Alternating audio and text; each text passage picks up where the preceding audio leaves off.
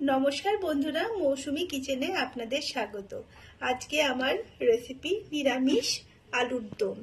এটি রুটি, পরোটা, ভাত, ফ্রাইড রাইস সকলের সাথে খুব ভালো যায়। আপনারা ট্রাই করে দেখবেন, কেমন লাগে কমেন্টে জানাবেন। তাহলে রান্নায় এখানে আমি 1 কেজি মতো কুচো আলু নিয়েছি। আলুটাকে ভালো করে ধুয়ে নিয়ে প্রেসারে 2টো সিটি মেরে নিয়েছি, দিয়ে খোসাগুলোকে ছুলে রেখে দিয়েছি। আমি সিদ্ধ করে নিয়েছি একটু লবণ দিয়ে।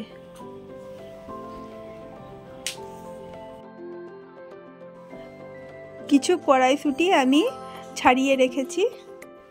এখানে জিরে, কাঁচা লঙ্কা, আদা আর টমেটো, 2টো টমেটো দিয়ে একটা আমি মিক্সিতে পেস্ট বানিয়ে নিয়েছি।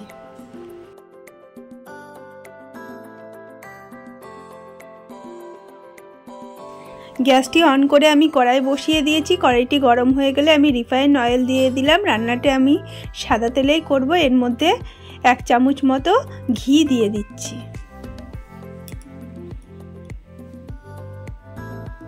এবার এলাচ, দারচিনি, লবঙ্গ আর তেজপাতা, শুকনো লঙ্কা আমি এর মধ্যে দিয়ে দিলাম।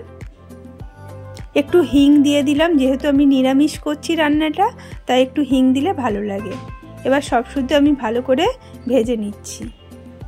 একটা সুন্দর গন্ধ বেরোচ্ছে। এবার আমি এখানে আলুগুলোকে দিয়ে দিলাম তেলের মধ্যে।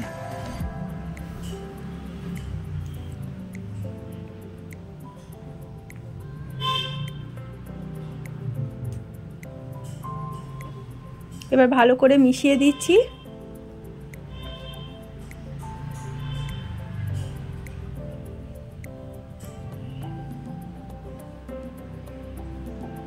এবার আলুর মধ্যে আমি পরিমাণ মতো লবণ দিয়ে দিলাম।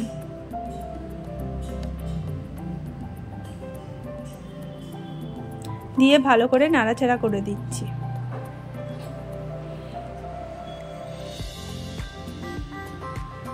এর মধ্যে হলুদ দিয়ে দিলাম।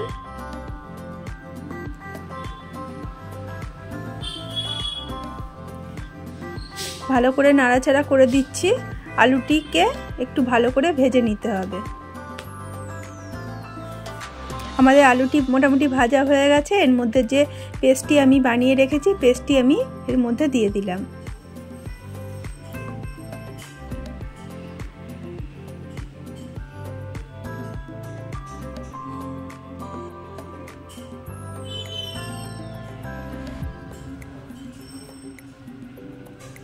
ভালো করে নাড়াচাড়া করে দিচ্ছি।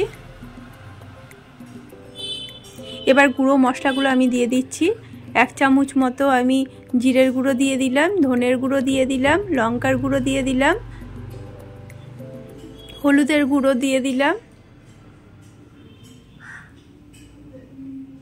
একটু চিনি দিয়ে দিলাম। চিনি দিলে টেস্ট একটু ভালো লাগে। দিয়ে সব শুদ্ধ একসঙ্গে আমি ভালো করে কষিয়ে নেব মশলাগুলোর সাথে। এবার কড়াইশুঁটিগুলো আমি এর মধ্যে দিয়ে দিলাম।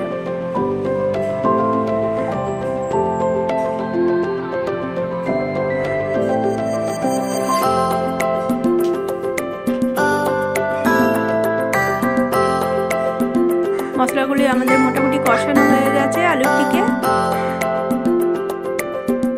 এবার আমি গরম জল করে রেখেছিলাম বাটির মধ্যে, আমি গরম জল এর মধ্যে দিয়ে দিলাম।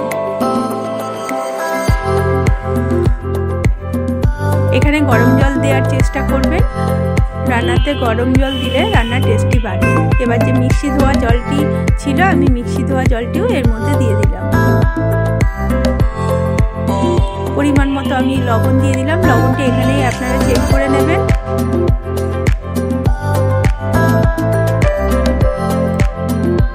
কটা কাঁচা লঙ্কা দিয়ে দিলাম। ভালো করে নাড়াচাড়া করে দিচ্ছি। এবার আমি ঢাকা দিয়ে দিলাম 5 মিনিটের জন্য। একদম গ্যাসের ফ্লেমটি মাঝারি আঁচে করে দেব। ঢাকনাটা খুলে নিচ্ছি। আলুটি মোটামুটি সেদ্ধই আলু সেদ্ধ হয়ে গেছে। এবার এর মধ্যে আমি একটু গরম মশলার গুঁড়ো দিয়ে দিলাম, সানরাইজের গরম মশলা।